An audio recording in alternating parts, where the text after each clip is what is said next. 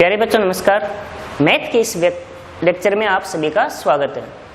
तो बच्चों जैसा कि आप सब जानते हो कि आपको 11th क्लास से प्रमोट कर दिया गया है और अब हम आपका स्टार्ट करने जा रहे हैं 12th क्लास का एक मोस्ट इम्पोर्टेंट टॉपिक वेक्टर, जो बच्चों आपने 11th क्लास में फिजिक्स में भी पढ़ा हुआ है, तो जिससे इस चैप्टर को समझने में आपके थोड़ी आसानी भी रहेगी। और बच्चों ये चैप्टर आपके 7 मार्क्स का है। और बच्चों एक बात और, ये जो वीडियो बनाए जा रहे हैं वो आपके हिंदी और इंग्लिश मीडियम दोनों क्लासों के लिए है, तो इसलिए आप इस टॉपिक को आराम से समझने की कोशिश करें। बच्चों ये 7 मार्क्स का टॉपिक है जो एक मोस्ट इंपोर्टेंट टॉपिक माना जाता है। तो बच्चों इसलिए आज हम स्टार्ट कर रहे हैं आपका वेक्टर। और बच्चों इस चैप्टर को समझने में आपके बहुत ज़्यादा हेल्प करेगा आपका बेसिक नॉलेज, जो आपने 11th क्लास में फिजिक्स के अंदर पढ़ा है। तो जो इसलिए हम स्टार्ट कर रहे हैं वेक्टर। तो वेक्टर बच्चों क्या होता है, सबसे पहले इसकी डेफिनेशन।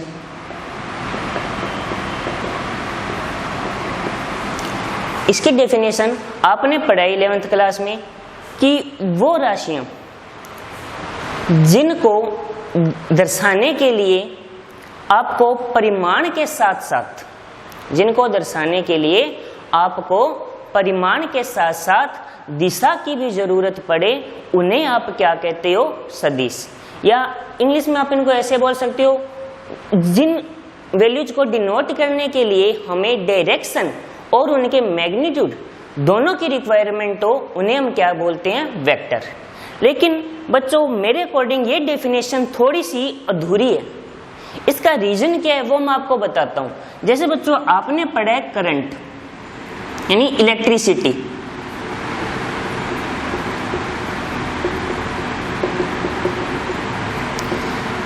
तो आपको पता है इसको डिनोट करने के लिए आपको इसके डायरेक्शन और इसके मैग्नीट्यूड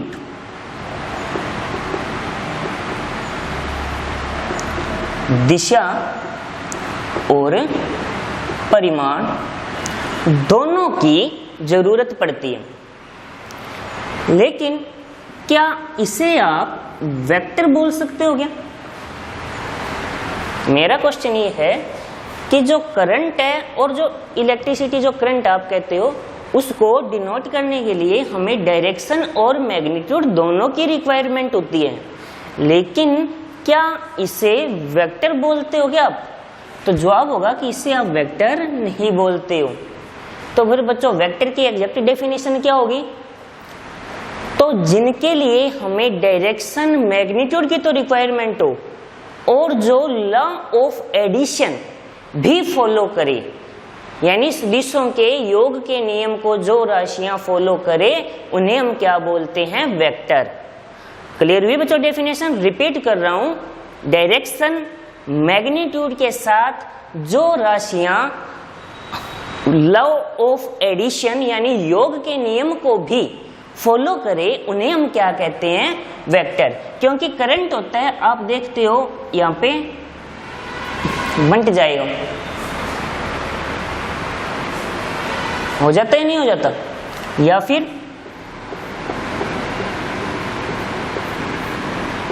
एक में आ जाता है। तो जो राशियां लॉ ऑफ एडिशन या योग के नियम को परिभाषित करती हैं या फॉलो करती हैं, उसको पालन करती हैं, तो उन्हें हम क्या कह देते हैं, वेक्टर। तो सबसे पहले बच्चों वेक्टर की डेफिनेशन कवर हो गई होगी आपकी। तो क्या होना चाहिए, direction, magnitude and law of addition को जो फॉलो करे, उन्हें हम क्या कह देते हैं, वेक्टर। ठीक है बच्चों।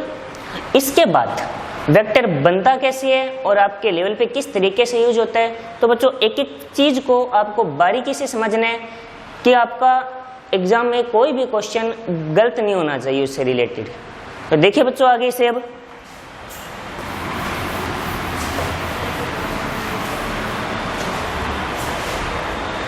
तो सबसे पहले बच्चों इसके अंदर हम पढ़ेंगे लाइन सेगमेंट, जिसके ऊपर ही हमारी सारी चर्चा रहेगी। जैसे मान लीजिए आप 3D स्पेस में हो, ये O पॉइंट, ठीक है। 3D स्पेस में हम क्या करते हैं, एक बार मान लिया भाई एक 3D स्पेस है आपका, और ये आपका एक फिक्स्ड पॉइंट है O। 3D स्पेस का हमने ये मान लिया भी सेंटर पॉइंट O मान लिया मैंने एक बार, ठीक है। अब मान लीजिए 3D स्पेस के अंदर कहीं भी एक पॉइंट ले लिया मैंने P। अब बच्चों इस पॉइंट को आपको थोड़ा सा इमेजिन करते हुए चलना है, थोड़ा सा ये जो दिखे वो नहीं इमेजिन। सबसे पहले आप ये समझिए जो आपकी जेड एक्सिस है वो इस टाइप से ना होकर कुछ ऐसी है। जैसे आपको मैं भाई एग्जांपल बताता हूं। जैसे बच्चों आप देख सकते हो मेरे हाथ में 3 मार्कर है, यदि इनको मैं कुछ इस टाइप से रखूं, ये देखिए अब आप इन तीनों को यदि कुछ मैं इस टाइप से रखूं, तो अब यदि इस जगह जहां पे मेरे ये हाथ है इसकी वैल्यू अगर आपको बतानी हो तो आपको 3 वैल्यू की जरूरत पड़ेगी। नंबर 1 इस एक्सिस की, इस एक्सिस से, और एक ये एक्स और एक ये, तीनों से, यहाँ से ये दूरी, यहाँ से ये दूरी, यहाँ से हाइट। बस समझ आई। इसी प्रकार बच्चों ये जो पॉइंट लिए हैं मैंने, ये जो मैंने P पॉइंट लिया वो एक तरीके से यहाँ ना होकर, अब मान लो जैसे OZ ये हो तो P पॉइंट यहाँ पे जहाँ मेरा हाथ है उस जगह कहीं पे मौजूद है आपका, ठीक है। लेकिन इस जगह इस पॉइंट को दर्शाया नहीं जा सकता, इस वजह से एक बार आपको ये लग रहा है कि ये XY प्लेन में है, लेकिन ये पॉइंट XY प्लेन में ना होकर 3D प्लेन में है जो यहाँ पर कुछ है। तो मान लीजिए कि आप O से P की ओर जा रहे हो, इसकी ओर जा रहे हो, O से आप P की ओर जा रहे हो, तो इसे आप क्या डिनोट करोगे? OP vector. OP वेक्टर, यहाँ पे वेक्टर का जो एरो का साइन है वो क्या डिनोट कर रहा है? एरो का साइन क्या डिनोट कर रहा है? एरो का साइन ये डिनोट कर रहा है कि आपका जो स्टार्टिंग पॉइंट है वो O है और आप गए कहाँ पे हो? P की ओर जा रहे हो। ये डायरेक्शन बता रहे हैं। जैसे बच्चों एक आप अपने स्कूल से घर आते हो और एक घर से स्कूल जाते हो, डिस्टेंस इक्वल है, लेकिन घर से स्कूल जाना और स्कूल से घर जाना दो अलग अलग बातें हैं। बात को समझने की कोशिश करो। जो मैं कह रहा हूं कि घर से स्कूल जाना और स्कूल से घर जाना डिस्टेंस एक ही है, लेकिन बात तो दो अलग अलग है। कुछ बच्चे होते हैं जो घर से स्कूल जाते हैं मुंह लटक जाता है, और स्कूल से छुट्टी होती है घर जाते हो तो खुश हो जाते हो। तो डिफरेंस तो है ये दोनों में। तो ओपी वेक्टर की जो डायरेक्शन है वो ये। अब बच्चों बाय द चांस इसको ऐसे मत कर देना, क्योंकि यहाँ पे डायरेक्शन का बहुत इंपॉर्टेंट काम है। क्योंकि जो मैंने वेक्टर की डेफिनेशन बताई है उसमें मैंने डायरेक्शन का जिक्र किया। वेक्टर की जो मैंने डेफिनेशन आप सभी को बताई है उसके अंदर मैंने उसके डायरेक्शन का जिक्र किया। तो डायरेक्शन का यहाँ पर ध्यान रखना सबसे इंपॉर्टेंट है। डायरेक्शन बदलते ही उसमें बहुत सारी जो वैल्यूज हैं वो चेंज हो जाती है, तो उनको हमें थोड़ा सा केयरफुली देखना पड़ेगा। तो ऐसा नहीं लिखा जाएगा, इसको लिखा जाएगा ओपी वेक्टर। लेकिन इसको जो डिनोट करना है वो सब बातें तो वो समझिए, ठीक है। लेकिन उससे पहले बच्चों मैं आपको कुछ डेफिनेशन बताता हूँ, फिर मैं आपको वेक्टर रिप्रेजेंटेशन के टॉपिक के ऊपर लेके चलूँगा। तो सबसे पहले हम टॉपिक स्टार्ट कर रहे हैं टाइप्स ऑफ वेक्टर। हम जो क्या टॉपिक स्टार्ट कर रहे हैं? Types of A vector. इसके अंदर क्या क्या जो चीजें हैं जो आपको समझिए। तो देखो नंबर 1 सबसे पहले जीरो वेक्टर। तो यदि आप इनके जो नेम है इसको फोकस करके थोड़ा सा गौर कर लेते हो तो मान के चलो डेफिनेशन में कोई डाउट नहीं होगा। मोस्टली वैसे एग्जाम में पूछे तो कम ही जाती है, हाँ, लेकिन यदि आप इनको थोड़ा सा गौर से इस वर्डिंग को पकड़ लेते हो तो मान के चलो ये होगी। जीरो वेक्टर को बच्चों हिंदी में हम क्या कहते हैं? शून्य सदिश।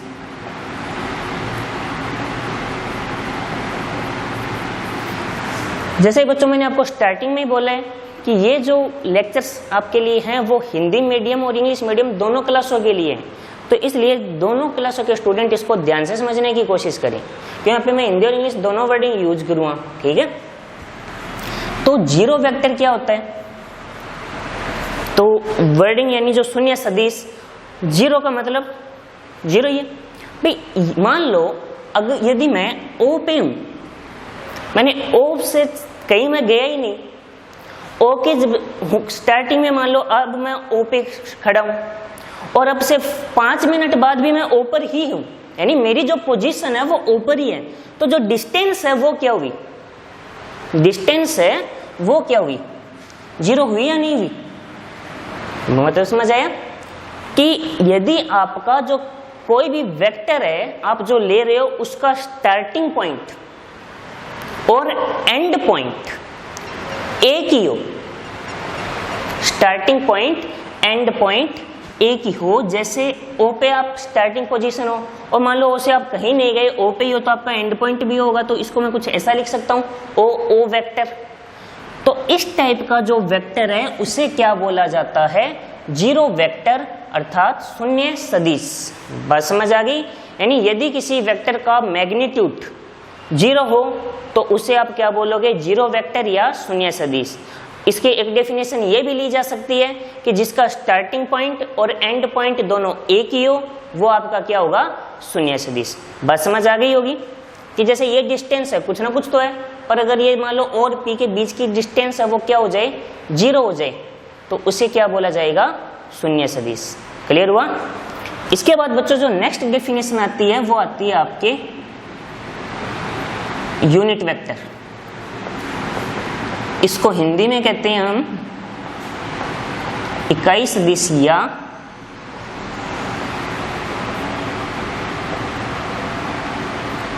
मात्रक सदिश। तो जो इंग्लिश मीडियम के स्टूडेंट हैं वो इस यूनिट वर्ड पे फोकस कीजिए और जो हिंदी मीडियम के स्टूडेंट हैं वो इस वर्ड पे फोकस कीजिए। हिंदी मीडियम वाले इकाई का मतलब आप कितना लेते हो, 1, और यूनिट यानी 1। तो ऐसा वेक्टर जिसका मैग्नीट्यूड 1 हो, डेफिनेशन समझ आई, ऐसा वेक्टर जिसका मैग्नीट्यूड 1 हो या ऐसा सदिश जिसका परिमाण 1 हो उसे क्या बोला जाता है, यूनिट वेक्टर, इकाई सदिश या मात्रक सदिश। बात समझ आई। ऐसा वेक्टर जिसका मैग्नीट्यूड 1 हो या जिसका परिमाण 1 हो उसे बोला जाता है यूनिट वेक्टर, इकाई सदिश या मात्रक सदिश। कहने का सिंपल सा मीनिंग ये हो गया कि जो O और P के बीच की जो दूरी है या जो डिस्टेंस है वो यदि 1 हो तो आप उसे क्या बोलोगे, यूनिट वेक्टर अर्थात इकाई सदिश। डेफिनेशन समझ आ गई होगी। क्लियर है बच्चों। दोबारा बोल देता हूं, ऐसा सदिश जिसका परिमाण 1 हो या जिसका मैग्नीट्यूड की वैल्यू 1 हो उसे आप यूनिट वेक्टर, इकाई सदिश या मात्रक सदिश कहोगे। फिर बच्चों आता है लाइक वेक्टर।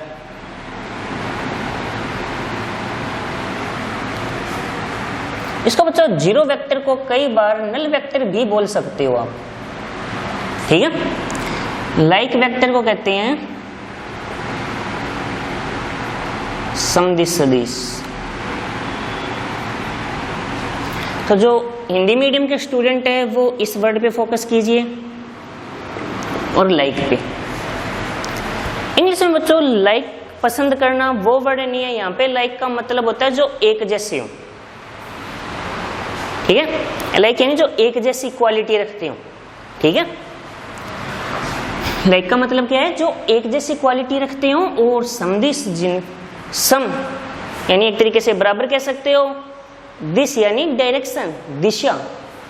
तो ऐसे वेक्टर जिनकी डायरेक्शन एक ही हो, ऐसे वेक्टर जिनकी डायरेक्शन यानी जो दिशा है वो एक ही हो, सेम हो, यानी जो सेम डायरेक्शन वाले वेक्टर हैं वो क्या बोले जाएंगे, लाइक वेक्टर। या ऐसे सदिश जिनकी दिशा एक ही हो उन्हें क्या बोला जाता है, समदिश सदिश। लेकिन मतलब समदिश सदिश के ऊपर हम छोटी सी चर्चा और करेंगे। मान लीजिए देखो, जैसे ये एक स्टार्टिंग पॉइंट है ए, ये एक स्टार्टिंग पॉइंट है बी। मान लीजिए यहां से इस डायरेक्शन में एक वेक्टर आया पी और यहां से इस डायरेक्शन में एक वेक्टर आया, पॉइंट आया, लिया मैंने क्यू। ये इनकी डायरेक्शन है, ठीक है। और ये दोनों समांतर, हिंदी में समांतर बोल देते हैं बेटा हम, और इंग्लिश में बेटा हम इसको क्या बोल देते हैं, पैरेलल। ठीक है, दोनों पैरेलल है या समांतर है। तो आप देखो इन दोनों की जो डायरेक्शन है वो एक ही है या नहीं है, ये जो दिशा है वो तो एक जैसी ही है, लेकिन इनकी जो डिस्टेंस कब देखो आप, क्या वो एक जैसी है? क्या ये जो डिस्टेंस है ए और पी की जो दूरी, या बी और क्यू की जो डिस्टेंस है दूरी है, वो एक ही है क्या? तो आपका जवाब क्या होना चाहिए, ये तो एक नहीं है बेटा। यहां से इस डेफिनेशन को सही तरीके से यदि हम कवर करें तो एक बात आपको याद रखनी है, डायरेक्शन सेम होने का मतलब, यानी जो दिशा एक जैसी होने का मतलब ये नहीं हो जाता कि वो वेक्टर इक्वल हो गए, क्योंकि कोई जरूरी नहीं है, ये नेसेसरी कंडीशन नहीं है इन पर कि अगर डायरेक्शन सेम हो, दिशा एक जैसी हो, तो उनका जो मैग्नीट्यूड है वो भी इक्वल होगा। बात समझ आई? तो ये इसमें आपको कॉन्सेप्ट याद रखना है। सदिश सदिश या जो लाइक वेक्टर क्या है, हमने सिर्फ डायरेक्शन के ऊपर फोकस किया, हमने सिर्फ किसके ऊपर फोकस किया, डायरेक्शन पे, यानी जिनकी डायरेक्शन सेम हो उन्हें हम क्या बोल देते हैं, सदिश सदिश या लाइक वेक्टर। इसी की वजह बेटा नेक्स्ट डेफिनेशन क्या जाती है, अनलाइक वेक्टर कह दो आप।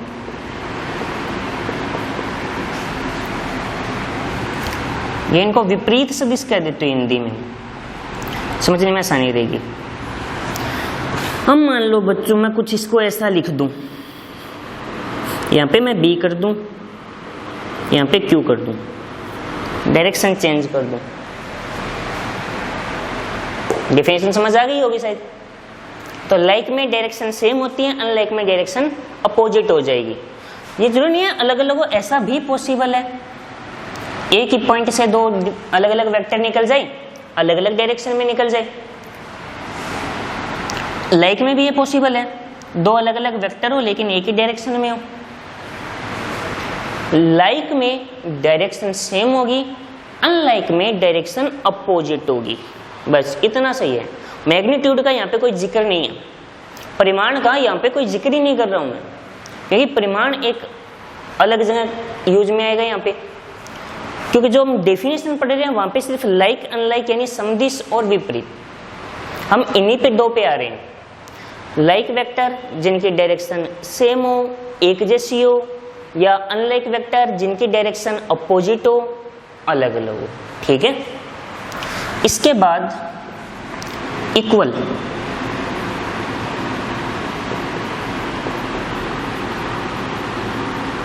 समान सदिश।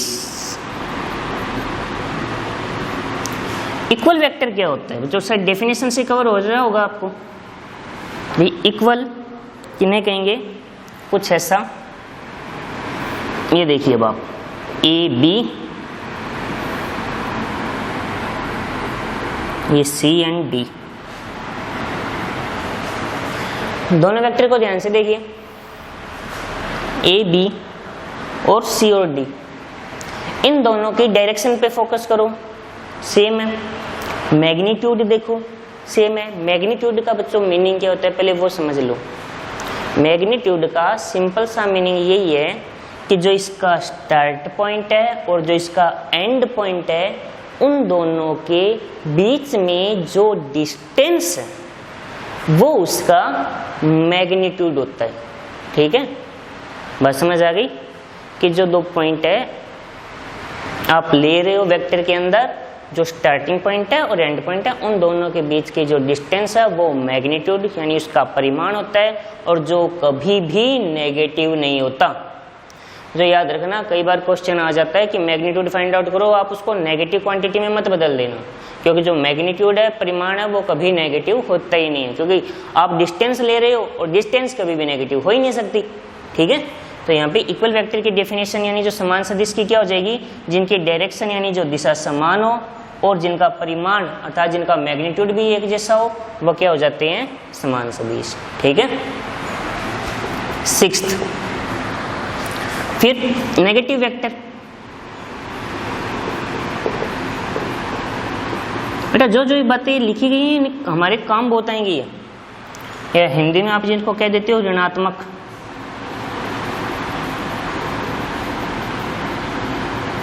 नेगेटिव वेक्टर या ऋणात्मक सदिश क्या होता है? यहाँ पे बच्चों देखो, कोई भी वेक्टर हो उसके ऊपर नेगेटिव साइन, डिस्टेंस तो कभी नेगेटिव हो नहीं सकती, आप ये समझने की कोशिश करो, फिर डिस्टेंस है वो कभी नेगेटिव हो सकती है क्या? वो तो इम्पॉसिबल है। तो फिर नेगेटिव साइन कैसे लगेगा? तो नेगेटिव साइन यहाँ पे डायरेक्शन को बताएगा। मान लो यदि AB को मैं ऐसे लिख दूं,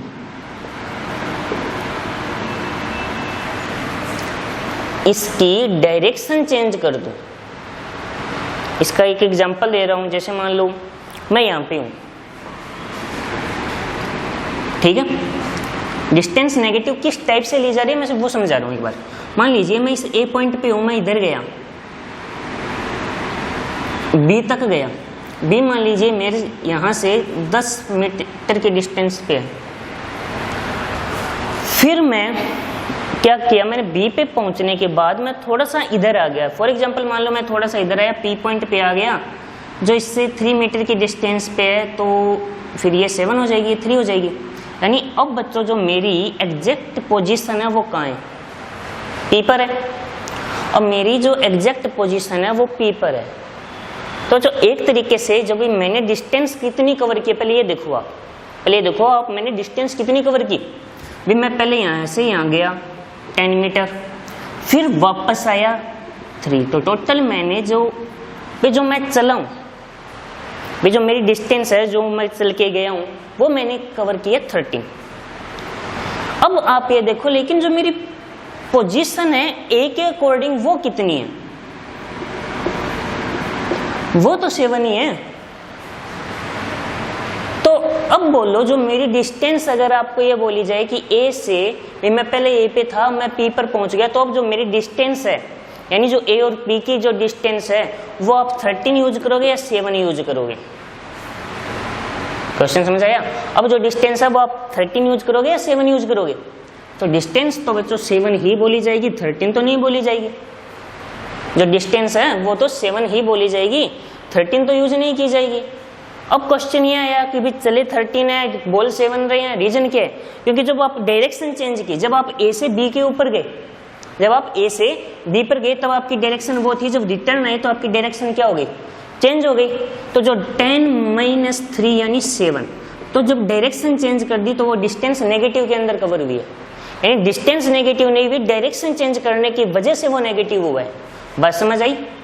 तो ये रीजन मैं दे रहा हूं यहाँ पे कि जो नेगेटिव वेक्टर है, ऋणात्मक सदिश है, उसकी डायरेक्शन का इफेक्ट क्या होगा कि यदि आप मान लो कोई भी वेक्टर है A to B है, अगर आप उसकी डायरेक्शन चेंज कर देते हो, B to A कर देते हो, बाय द चांस मान लो एग्जाम में क्वेश्चन आया PQ वेक्टर का और आपने QP लिखकर वही आंसर निकाल दिया, तो बच्चों आंसर क्लियरली गलत है।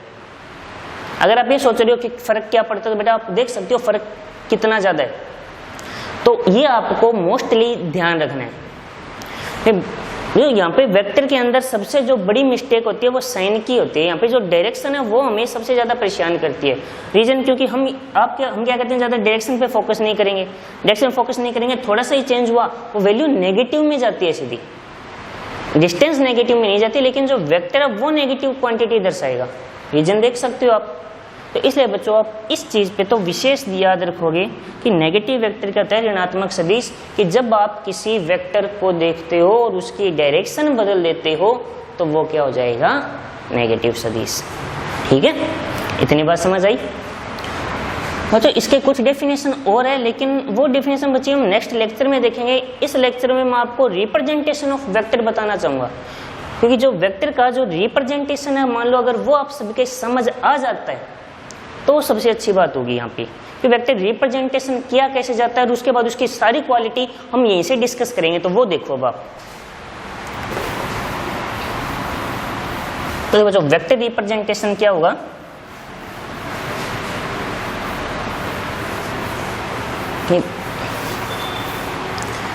तो वेक्टर रिप्रेजेंटेशन के लिए आपको सबसे पहले यूनिट वेक्टर के कंसेप्ट पे आना पड़ेगा। मान लीजिए बच्चों, जैसे फॉर एग्जांपल भी मैं कह दूं ये O पॉइंट है, मैं कहता हूं मैं O पॉइंट से 2 मीटर डिस्टेंस पर मैंने कोई पॉइंट लिया, फॉर एग्जाम्पल मैंने बोला और मैंने इसको मिटोकर ये बोला, मैंने O से 2 मीटर डिस्टेंस पर कोई पॉइंट लो, मैंने लिया। अब मैं आपसे ये पूछूं कि उस कहाँ लिए, तो क्या आप मुझे बोर्ड के ऊपर, सिर्फ अगर बोर्ड के ऊपर फोकस करो 3D स्पेस, बच्चों एक बात माइंड में हमेशा रखना, हम 3D स्पेस को ले रहे हैं यहाँ पे, 2D की बात नहीं कर रहे हैं। ये जो Z है वो ऐसे है, यहाँ पे इस टाइप से कोई पॉइंट है, हाँ X इस साइड नेगेटिव है, Y नीचे नेगेटिव और Z अंदर की ओर है। ये जो बातें वो आपके माइंड में हमेशा रहनी चाहिए। गलती से भी 3D से 2D कंसेप्ट पे आ गए तो जब फिर प्रॉब्लम जनरेट हो जाएगी कोई ना कोई। तो अगर मैं ये बोल दूं कि मैंने O से 2 मीटर डिस्टेंस पे कोई पॉइंट लिया, कहाँ है, तो क्या आप मुझे वो पॉइंट बता सकते हो? कि मैंने तो बताया ही नहीं कहाँ है, और वो पॉइंट कहीं भी हो सकता है। लेकिन अगर यदि मैं ये बोल दूं कि वो पॉइंट मैंने X एक्सिस पे लिया है, तो कोई भी स्टूडेंट है वो इजीली मुझे ये बता सकता है कि उस पॉइंट की एग्जैक्ट पोजीशन कहाँ है।